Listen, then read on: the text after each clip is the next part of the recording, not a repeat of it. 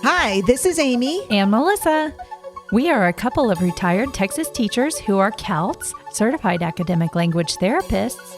We started our own businesses, and now we have a podcast called The Dyslexia Duo. So join us for our informative podcast, where we'll delve into dyslexia, covering the topics that affect parents, therapists, teachers, practitioners, and anyone who wants to learn more.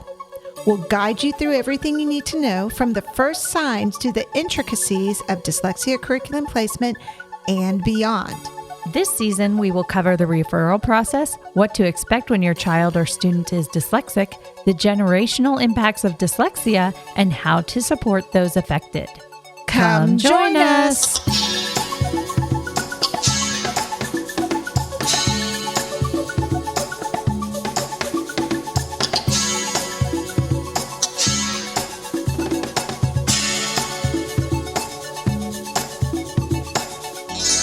Hi, this is Amy. And Melissa. And we're the Dyslexia Duo. Today, we're talking with Karena Hayes, who is an expert in behavior and trauma-informed responses. She will share with us information about reading trauma and dyslexia and share resources and how we can support these students. Karena, who's our guest today, I actually met her 2 years ago, something like that, with the Texas Initiative for the Dyslexia Training Project that the state was going through. And she was one of my teachers who was attending the virtual state training. And I trained like 300 people in that. And she was in one of my cohorts. I think I had 12 cohorts. And she didn't say much. And then one time she said something, I was like, who are you? Because she was just such a unicorn in the group. She was so knowledgeable about so many things and so well spoken. So I'm very, very excited to introduce now Karena Hayes, who is going through her CALT in training. She's in her advanced year of training in one of my cohorts. So Karena, go ahead and introduce yourself to our listeners.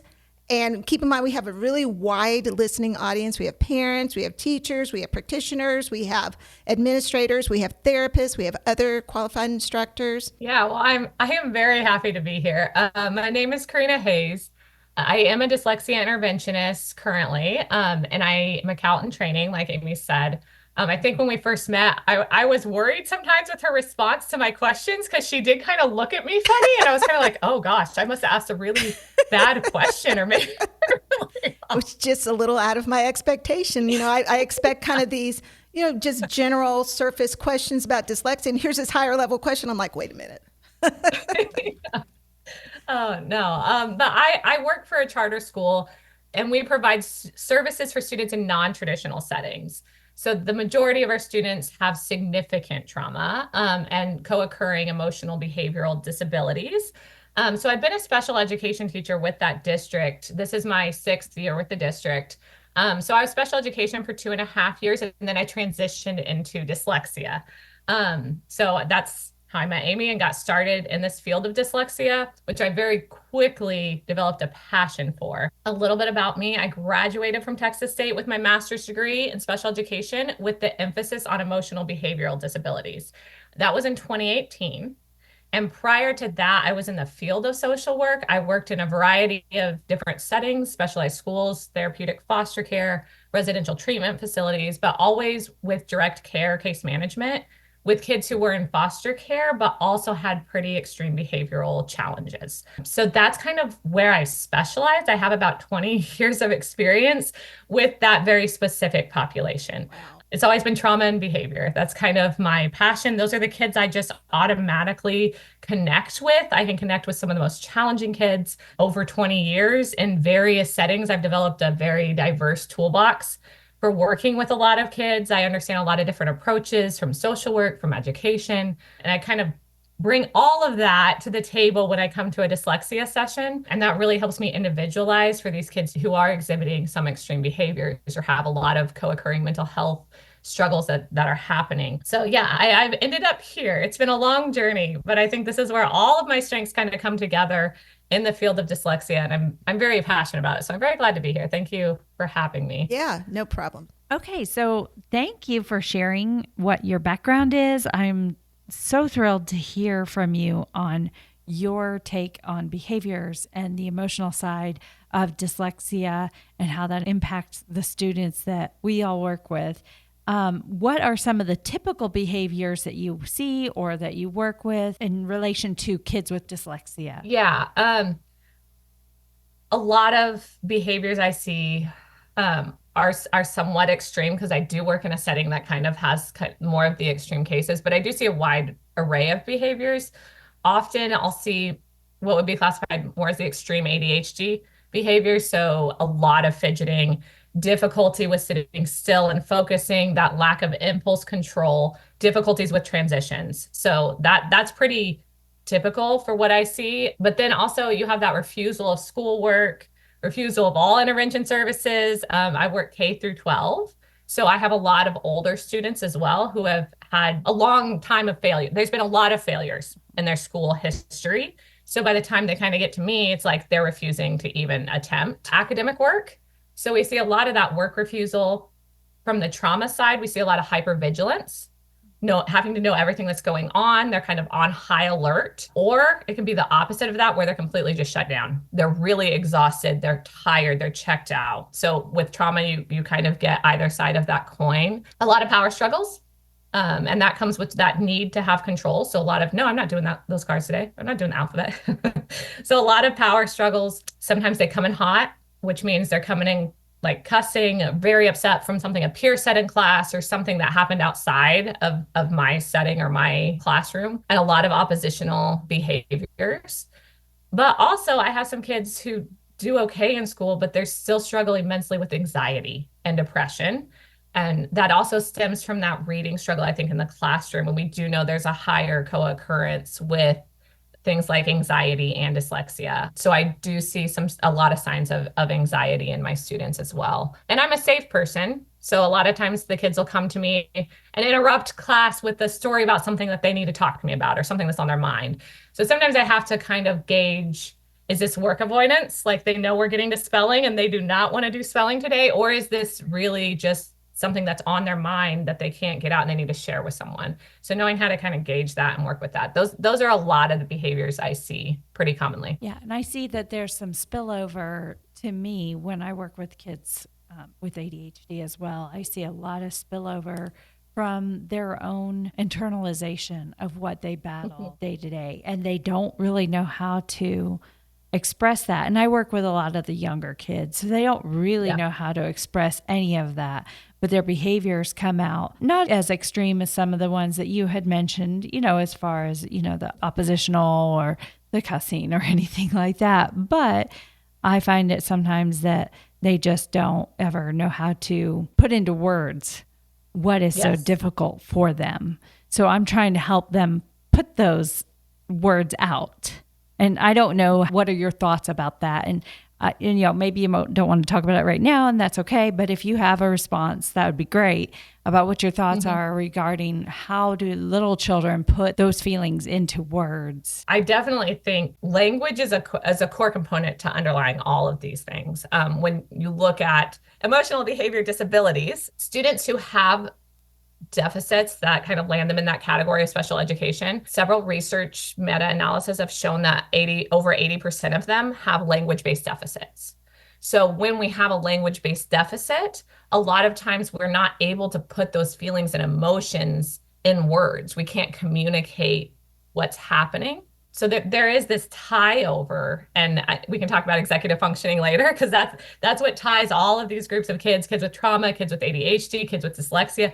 These underlying deficits of executive functioning is kind of in all of those spaces. But I do think words are important. Verbalizing things are very important. I dedicate the first and last session every semester. The first and last session that I have with students are on dyslexia, what it is, the strengths of dyslexia, the way you think. And then also we talk about the prevalence of anxiety and how a lot of kids who have dyslexia maybe felt like they weren't smart in school. And I allow the kids to kind of have that conversation and give them a space and an opportunity to find some of those words and put that into place and read some stories of other children who will say, I felt like I was really slow and lazy. And my teacher even told me that I was not smart, like the kids saying it. So if I can find a video of someone talking about their experience, that can help a student understand, oh, I felt that way. Like, oh, I went through that. And that can be super empowering to a kid to realize they're not alone in that struggle. And there are ways to articulate and communicate that. Mm-hmm. Yeah. So I do think that's very important for kids to communicate. And also the other time of year I do that is right before testing season, because tests bring out a whole nother layer of anxiety. And we work on words for that as well, and practices and things that we can do to prepare and recognize that might peak our anxiety, and how to kind of bring it down and regulate as we go into testing season as well. That's smart. Very smart. I would imagine that getting that regulation, especially when they start doing the state assessments, they start that in third grade, it's probably quite a journey to get them. It's not going to happen the first year, where they understand and are able to verbalize how they're feeling about it. It's probably not going to happen the second year they have to do it. But if you have, and I know it differs from child to child, but if you're persistent in the way you present that, do you start to see a turnaround when they get to middle school, high school, and how they perceive it and how they react? Yeah. And I've seen that with a few of the kids I've had over the course of 2 years. I've even seen some pretty fast results too, with kids being able to start a different dialogue with themselves and start that positive self-talk and developing of coping strategies. That's a big part. I incorporate coping strategies into everything I do. It's just kind of part of what I do. So it was very easy to bring that over into dyslexia. So helping them understand these are coping strategies that can reduce our anxiety. So these are different things you can do when your body feels like this. I do see kids make that turnaround, and older students can do that quicker. Younger students, sometimes that takes a lot of practice and verbiage and think alouds. Think alouds are great for reading and for writing and for a lot of executive functioning tasks, but it's also great for even approaching the test. I always say, okay, guys, you see the STAR test, it comes out. Well, it used to be, they set the book on your table. Now it's, you open the computer app. The first thing you say, I am smart, I am capable. This test may not reflect that, but we practice those self-talks. That's the first thing we're going to do when we see that test come open. I am capable. I am smart. This test doesn't define me. I can do this. And then you start. And we practice it. So practicing it, giving them the words to say, you can see that change and shift happen. I know you started the online dyslexia training. Was that your job? Were you voluntold you were going to do this? Before you even started the training, did you notice a link between dyslexia and kids that had behavior issues in school? I definitely noticed that link, which kind of led me here. So it's a little bit different because I was kind of in the field of emotional behavioral disabilities and mental health prior to getting into dyslexia.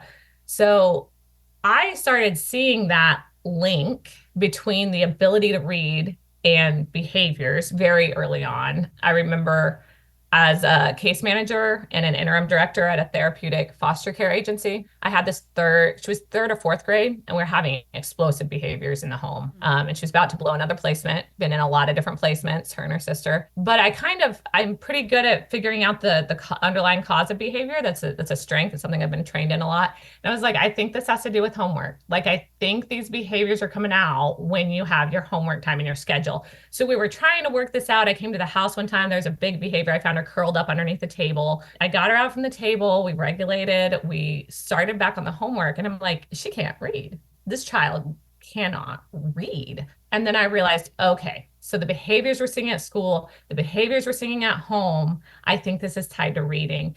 And unfortunately, it was an instance where I tried to get help from the school. I didn't really know the language. There's a lot of language when you're not in the world of special education. You just don't know. I didn't know how to request an evaluation.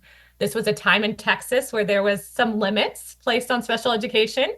And that's kind of what I was running into. Every new school, again, I was with her through several placements, and every new school said, oh, she has to start over in the RTI program. We have to see, we can't do anything now. And I would ask, can we just limit the homework, or can we not have her do so much homework? And I was getting nowhere. I got absolutely nowhere. And unfortunately, her behavior kind of spiraled out of control. And she ended up in a residential treatment facility. But that wasn't the only time I had seen this kind of happen before. I had seen this trajectory. I had seen these patterns kind of arise. And so that kind of led me into special education. And I wanted to focus on behavior. So I thought I'd just work with that same population, but in school, I always thought I'd be a behavior specialist. So I went into special education kind of because of these stories of my fight to get services for these kids and feeling like they were very misunderstood in school, kids with high trauma behaviors. And I had a pretty good reading teacher at Texas State, and he was like, you would be a great reading teacher. You really need to go in. And I was like, no, I'm not going to be a reading teacher. Like I'm not a teacher. I'm a behavior person. Like that was kind of where I went. But once I started working. My first placement as a special education teacher was at a domestic violence shelter, and I worked K through 12.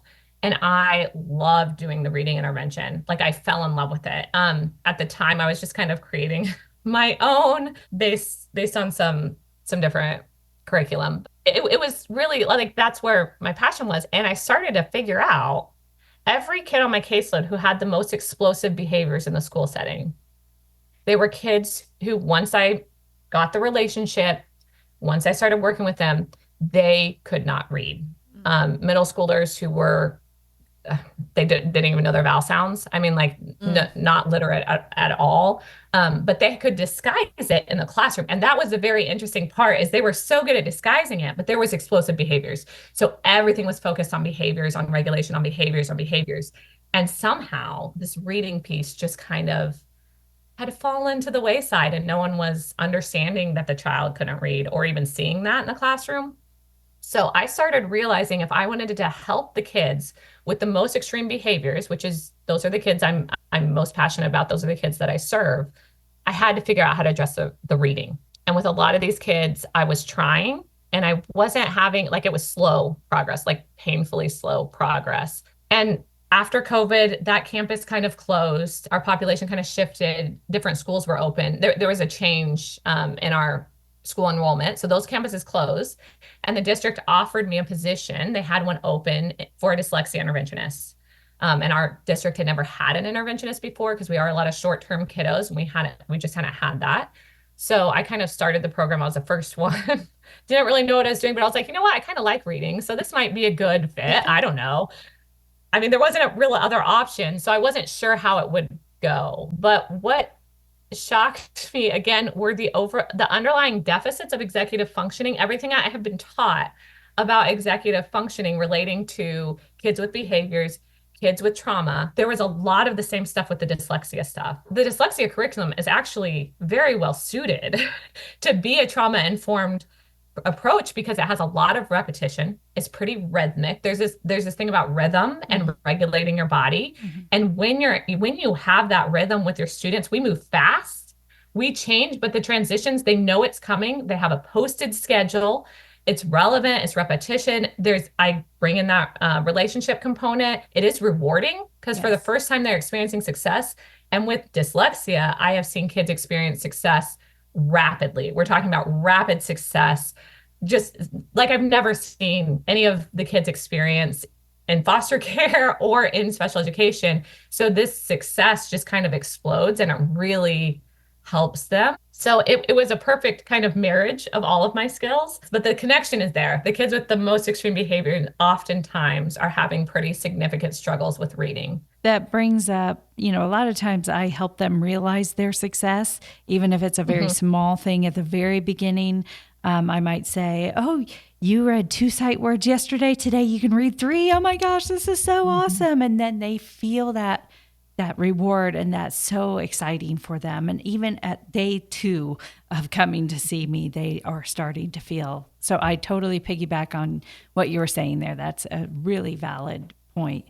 Also, I wanted to kind of pin back to what we talked about with Dr. Mather in episode 8. She was also a behavior interventionist. Yes, she was. She noticed how poor reading was playing a part into the behavior that she was noticing with the students she was working with. So that was like a light bulb moment for her as she started down her career path with what she has done. And if you haven't listened to episodes 8 and 9 with Dr. Mather, go back and listen because I think it'll help inform some of the things we're talking about today. Now, Karena, I remember you telling me a story about a student that you had that did not read very well. And then by the end of the year, she had made these huge huge leaps and bounds, like astounding leaps and bounds with the dyslexia curricula. Can you talk about that a little bit? Yeah. One of my fellow teachers that I got trained in MTA as well, she said the success is addicting. Yes. We worked in this field of trauma and behaviors, and changing behaviors is slow. Like progress, when we're talking about mental health and behavioral patterns, we can get progress. We can do that, but it's very slow, and it's usually see progress in a very slow way. We also hear that a lot too. Kids who have emotional behavior disturbances, the progress is going to be slow in academics. We're going to see these slow increases. As long as they're making progress, we're good. The success we have seen with the dyslexia intervention has been like nothing else, which is life-changing for these kids. So I do have a lot of older students, a couple in particular I can think of right off the bat, who came to me newly identified as a high schooler. A lot of them had the EBD kind of identifier in special education, but no one was looking at the reading. Again, you don't have to have that full assessment to get that EBD Can identifier. you say what that And means, that acronym? emotional behavior disability, I think, is the new, or disorder. Now I'm gonna have to look that up. I'm second guessing myself. It just changed this summer. But those are students who have emotional or behavioral challenges in school that gets in the way and impedes their learning. So a lot of our kids, that's the quickest way into a special education identification, is to qualify them under that kind of label or identifier. And I used to be of the understanding, I was told, as long as we can just get them special education services, that's what matters. It doesn't really matter. We can't give them the SLD because of XYZ factors. We just need to get them in the door. I have very much changed. My understanding and stance on that has changed over the last 3 years. I think it's very crucial that the child understands that they may have dyslexia, what dyslexia is and what that means. It's very empowering, and it is key to services. The dyslexia intervention services is very much linked to that identifier in Texas, even though they say it maybe isn't. The reality is those two things kind of go together. So when I get a student like that who has failed in school, is older, really just wants to read. They want to read so bad. And I can say, you know what? I think you just may not have been taught in the right way. I think you're really smart, and I think your brain actually can get this. If you trust the process, if you trust me, we're going to do these things that are going to seem kind of silly. Like we're going back to the alphabet. We're going back to syllables. Like we're going to go all the way back, and we're going to accelerate as fast as you can.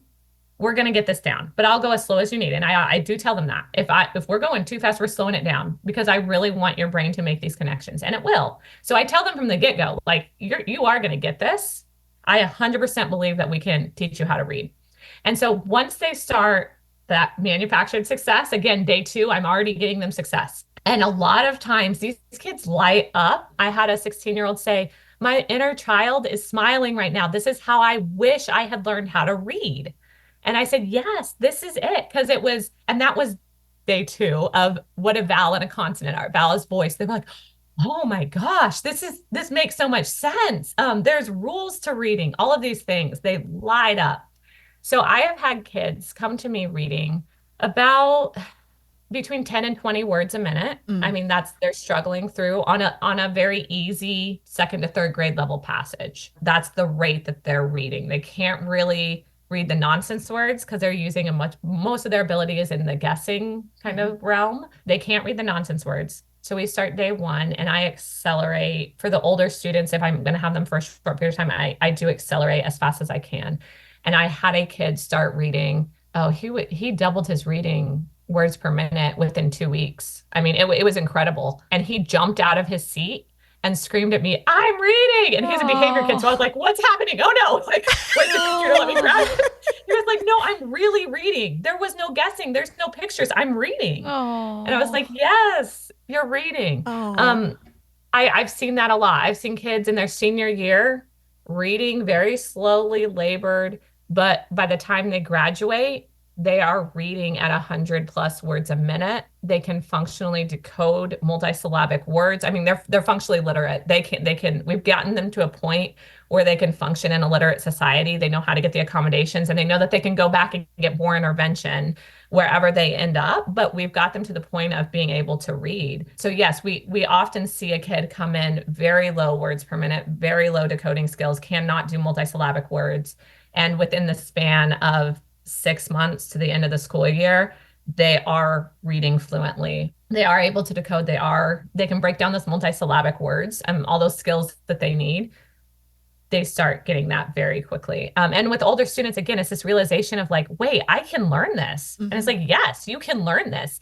And they say intervention takes 4 times as long in 4th grade on up. And it does for a lot of kids, but for some of these kids, they are so eager after that first couple weeks of success that they will dive in and do whatever it takes to get this going. So I think that's why we see such rapid results with some of our older students, is they've just never been taught in a way that made sense to them. And they want it. They want it really bad.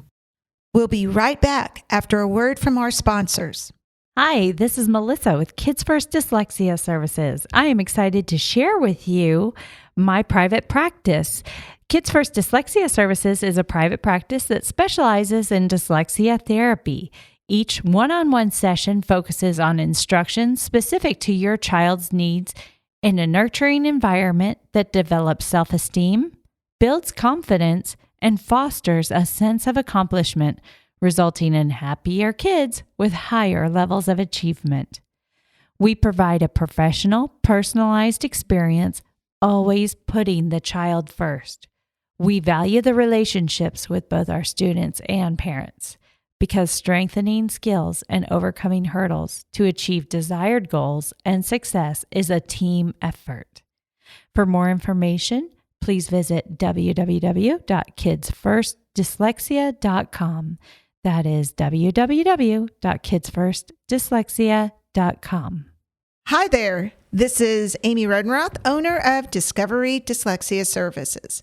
So tell me if any of these situations are familiar to you. Your dyslexia teacher/therapist has suddenly retired unexpectedly, and you do not have the personnel to fill the space. Or you do not have enough trained teachers or therapists for the number of students who have qualified for dyslexia services, and you need a trained teacher or therapist quickly, like yesterday quickly. Or you need a teacher to provide compensatory services, and you do not have anyone that can provide what's needed. Well, what do? I'm going to tell you what you can do. You can call Discovery Dyslexia Services. Discovery Dyslexia Services can help you with your various dyslexia concerns. We have multiple CALTs who can provide virtual small group therapy. We can also train your teachers in most dyslexia curricula, either virtually or on site. Just let us know how we can help support you. For more information, go to our website at www.discovereed.com. Let me spell that for you. DYSCOVEREAD.com. And I know it's a funny name, but we're providing huge services for our dyslexic population. So keep in mind, Discovery Dyslexia Services, covering all your dyslexia needs. The Dyslexia Duo wants to know, do you want to get your name out there? Well, we can help you gain brand awareness. We build better brands simply by taking your own vision for your business and helping it reach a wide variety of audiences. Benefits to advertising on the Dyslexia Duo podcast include direct access to a diverse audience of parents, caregivers, and educators. Association with experts in the field. Also, continuous traffic to the podcast means repeated exposure to your brand. You will be supporting a small business that advocates for children's education and options available to obtain measurable results. Just contact us either through Facebook at The Dyslexia Duo or through email, thedyslexiaduo@gmail.com. Thank you. Let's return to the show. For your episode, I was doing some research on Stephen Dykstra, who talks about dyslexia and trauma and quite a bit. And I thought it was really interesting that he said for dyslexia, reading is the root of the difficulty. You have to read every day, everywhere, all the time. And that causes the child to relive that trauma that they can't read, or that person to relive that trauma over and over and over again. Because some trauma, it's bad. It happens once, and then as time goes on, it's time getting away further from that event. But with reading, there's no getting away from it. It's all the time. So you're kind of making me think of that statement that he said about that. Yeah, and I'm going to piggyback on that, kind of go off again, off script. In graduate school, I was taught kids with emotional disturbance, again, we were looking at that, or emotional behavior disability, emotional behavior disorder, who are identified in that category of special education. Again, research is showing about 80% have a language deficit. Mm-hmm. They're very under-identified as far as dyslexia and reading disabilities go. And so they would say, what came first, the behavior where they're getting out of ELA class, or the reading? Right. You don't know. Right. And that was always we don't know what came first.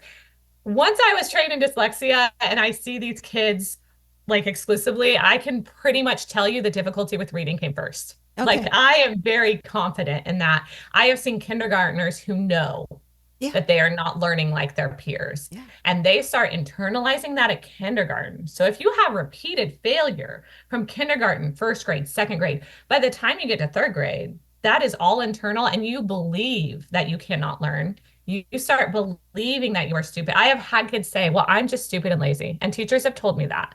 Mm. And I'm like, no, honey, I saw your scores. You're actually gifted in a couple areas. And they're like, what are you talking about? And then we go on to dyslexic thinking strengths first. We talk about these strengths first of no, you are very capable of learning, but there are difficulties when it comes to reading because you weren't taught in a way that you understood. And again, we can teach you how to read. So that's how I approach it with my kids, because it is a very repeated thing. If you are not literate in a literate society, there is a lot of struggles. Getting a job is hard. Even working at Chick-fil-A, you're asked to read a manual. Right. And if you can't read well, you can't get that. And a lot of times when educational diagnostician or a school psychologist will say, well, the label doesn't necessarily matter. We can get them services. They can't go to Chick-fil-A and be like, hey, I have trauma and emotional behavior disability. Can you please give me a reading accommodation? No, but you can go in and say, I have dyslexia. I have trouble with reading. I need an accommodation in this area. That's very acceptable in society Yes. today. Yes. And it empowers the student to say, oh, this is the root of the issue. We can treat the behaviors, but if the root issue of the behaviors is an inability to read, you've got to address that inability to read first. Right. And then we start seeing cascading effects on behaviors. I have had students who were having a lot of high incidence of self-harm. That's pretty typical in some of the settings I'm in. And the teacher came to me about a couple months after we were seeing a lot of success in services. They had come from a different state, and the state they came from, they didn't have a lot of dyslexia identifications. They were identified with dyslexia, never had gotten services. This was a middle school male. And so he was having a lot of mental health struggles. He was self-harming a lot. He loved tracking his words per minute progress. And so we did that every Thursday. And about 2 months in, the teacher came to me and said, did you know he stopped self-harming? And I think it's because of you. He's looking forward to your intervention. And this is building his confidence in ways that he's never had before.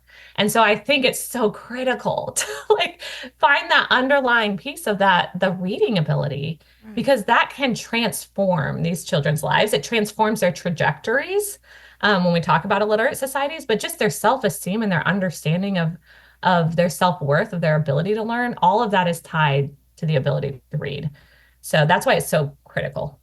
Not to mention, the school also has a part to play in this. And yes, sometimes the behavior becomes more important to the school than finding out the cause for the behavior. Mm-hmm. And when they don't remedy the cause for the behavior, then the behavior continues to become the problem, like you were talking about, and it never gets fixed. So sometimes I feel like the school, at least in my experience working with schools, sometimes they will, like you were talking about with the tiered interventions. Sometimes they will kick that down the road, saying, well, they need to do RTI or they need to do some care instruction a little bit more, or some other instruction a little bit longer before we can do the assessments. But that just delays what that child needs in order to prevent some of these bigger problems from happening later down the road. Yes, I do think the behavior cycles, so having an understanding of behaviorism along with trauma-informed care, I'm trained in a lot of different philosophies of behaviors and understanding of these things. But in the schools, they do an FBA, they look for the root cause, work avoidance is the root cause, whatever. I mean, and you put in a behavior plan for that.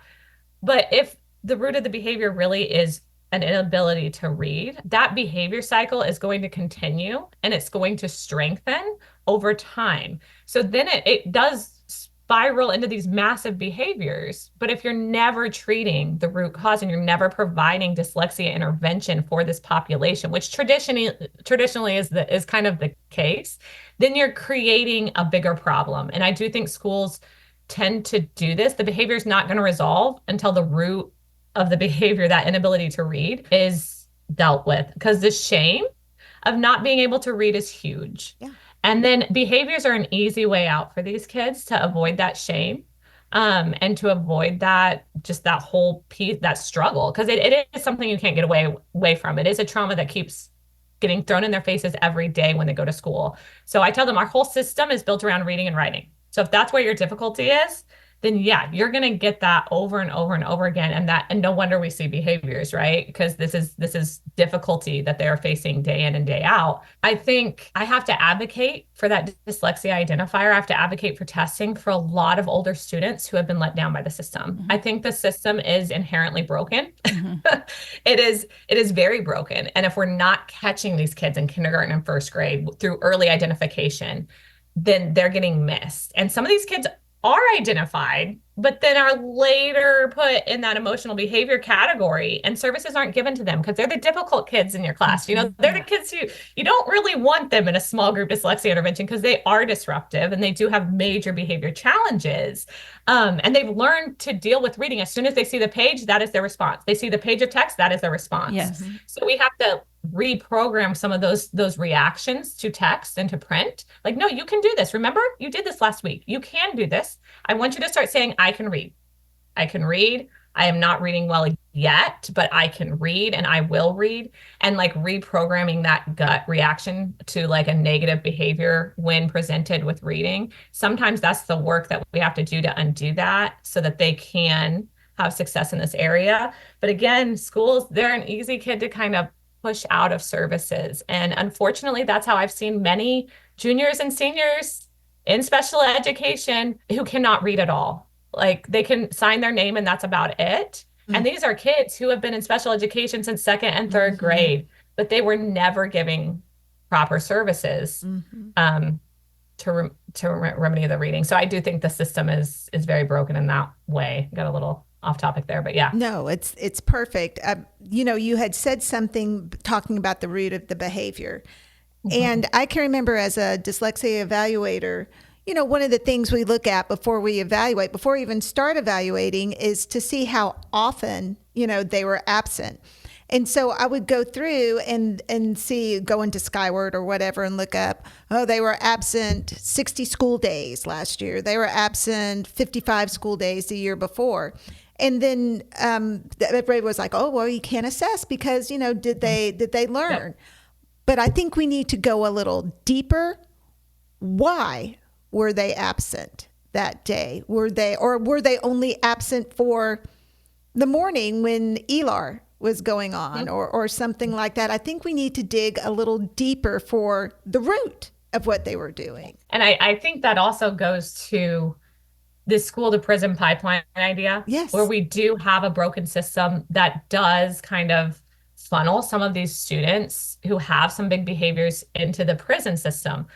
We're screening in federal prisons for dyslexia. Yes. We see an over-identification of dyslexia in federal prisons, but those students or those kids when they're adults and they're screened, yes, you have dyslexia, they couldn't get that identifier in schools because of these exclusionary factors mm-hmm. that people take as like, oh, if they have absences, if they have trauma, they can't have dyslexia. which is not true. This is not, dyslexia is a way that the brain works, is a way that the brain processes language. And that occurs across all socioeconomic statuses. That occurs to kids who have trauma, kids who don't have trauma. So it's the way the brain is kind of functioning and processes this information. So that can be hard to parse out. Again, when trauma also impacts executive functioning, trauma also impacts some of these deficits. But the phonological processing, there are ways that you can kind of drill down to see if this is the root cause. And again, the willingness to do that. Some schools are not. I had a student who could not get the identifier of dyslexia because of her absences in first and second grade. And she almost flipped a table during the meeting. And I told her, you know what? I'm still going to work with you. When you graduate, you can go get an outside evaluation and your dyslexia is clear. I've seen your test scores. I know, like without a shadow of a doubt, that you have dyslexia and you've been struggling with reading your whole life. Like, I get it. You can get an outside eval and it will say dyslexia. But she was so frustrated because, again, she was in a family where she couldn't help her absences. And yes, she did have trauma.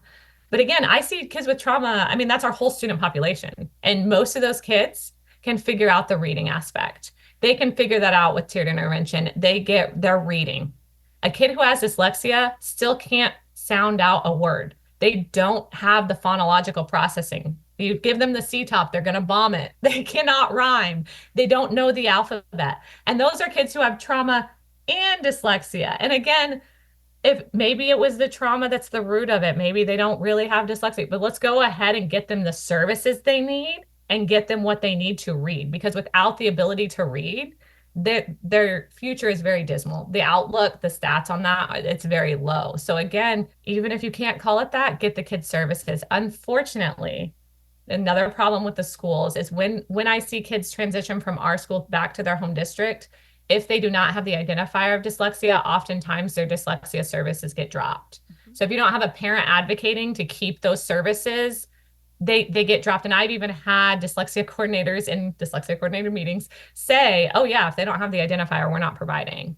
And again, you can't do that. If the ARD committee says they need dyslexia, you have to provide that service, but it's what happens. Yeah. And so I do think the label is important. I think it's so important to drill down as deep as we can and do as much testing that needs to be done to see what's at the root cause. I have one other story real quick. I had a student who had the most explosive behaviors. This is back when I was in special education teacher. And I figured out she couldn't read and she was faking. She couldn't identify vowel sounds, very low reader.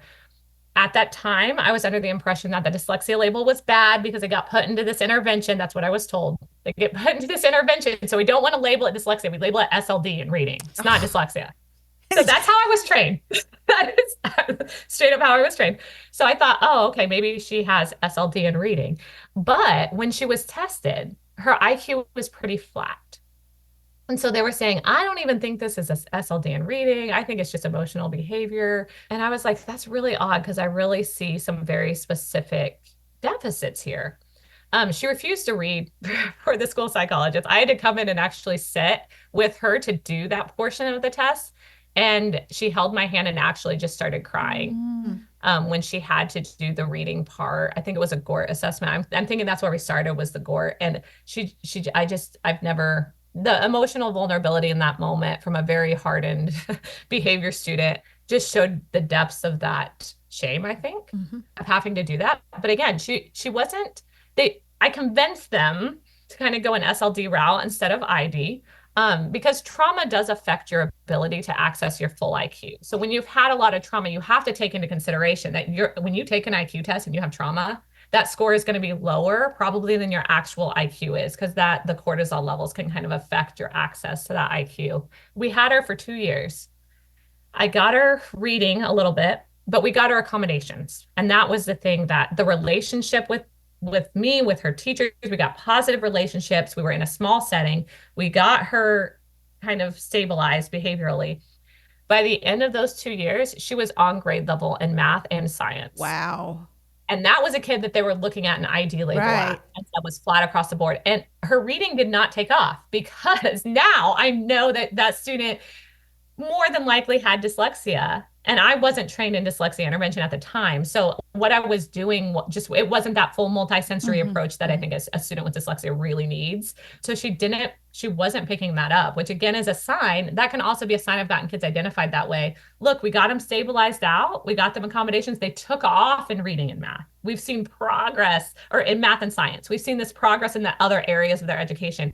The reading still isn't making progress. So I think at this point we can go ahead with a dyslexia identifier, because this is one part they're trying very hard now. We've stabilized all of this out and there's no progress in reading. Well, and I think you've got the cognitive in place, like you said, because the math and science, there's the perk. If she was low cognitively, she wouldn't have picked up on that math and science. Can you define ID just in case people in our audience don't know? So that would be intellectual disability. Thank you. So oftentimes we look to see, is the cause of the inability to read or the inability to have academic success in school, is that caused by maybe an intellectual disability? Is that IQ score too low and that's kind of expected? Or is there something else going on that is getting in the way of that student being able to learn, like an emotional or behavioral disorder? Is that getting in the way? Or is it something else, like a specific learning disability, which is usually either in math or in reading, sometimes in both. It can happen in both, which is another misconception that I've had before. They don't have any strengths in math, so it can't be an SLD in reading. It can. You can have both. You can have a specific learning disability in the area of reading. You can also have a specific learning disability in math. And in fact, they co-occur like quite a bit. I don't know the 40%. percentage. Yeah, it's quite a bit. Yeah, it's either 30 or 40% of there is the co-occurrence there. And dyslexia can also impact math. And what we see is that dyslexia and the trauma can impact your tolerance level and your frustrational level. So when you go to do an IQ test, if you don't have a high frustration tolerance, you quit immediately. When it gets hard and you're not sure if you know the right answer, you stop. And so they're not testing in the same way. A kid who has a little bit higher frustration tolerance will go ahead and push through those questions, and they'll get a lot farther on those IQ tests. The kid with trauma, and some of my kids who they'll stop immediately because their behaviors do get in the way. But again, we got to remember that IQ measure may not be completely reflective of that student. But that would be a good time for whoever's providing the assessment to put that qualitative data down, because I think we get so hung up on the numbers all the time, and this is the cutoff, and they didn't make the cutoff, so, not going to qualify them. I think noting what was going on before, during, after is so important as part of that evaluation. And I tell my teachers who are screening with the DIBELS assessment, that is one of the mandated screeners, kinder, first, second in the state of Texas. I tell them it also says behavior is an indicator. So if the student has refused the assessment, note that. Like, this is the beginning of the year, so we're not sure what's going on. Note that. We attempt again 2 or 3 times, but start noting all the behaviors around reading, because that is an indicator. That is in our Texas Dyslexia Handbook. That is something we bring to the table, is what are the behaviors connected with the reading, especially kinder, first grade. That's going to tell you almost as much as the score if you can get them to test, because that's very indicative of something going on where the kid is very cognizant of, wait a second, I can't do this skill, and I'm going to try to get out of doing that. So yeah, that's important to look at the behaviors. This is the end of episode 1 with Karena Hayes. Join us next time as we continue the discussion with this gifted educator. The Dyslexia Duo podcast hosts are Amy Rodenroth, Melissa Dean. Our producer is Greg Rodenroth. You can find us on Facebook at The Dyslexia Duo. Email us any questions or comments at thedyslexiaduo@gmail.com. Awareness is so important. Share this podcast with your friends, family, and teachers. Thanks for joining us. Bye.